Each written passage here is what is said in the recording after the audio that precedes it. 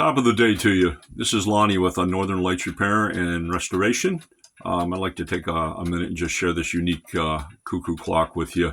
It's a one Pinecone Cuckoo Clock, of course made in West Germany.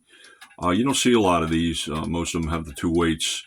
And what's very unique about this clock is it chimes every 15 minutes or on the quarter hour compared to every half hour and hour.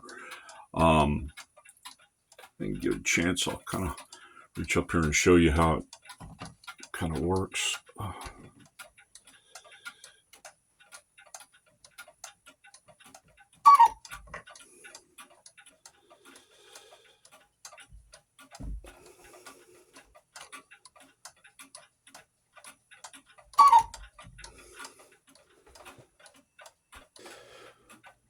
So how this works is you got a form fin gear here, looking through the back panel. And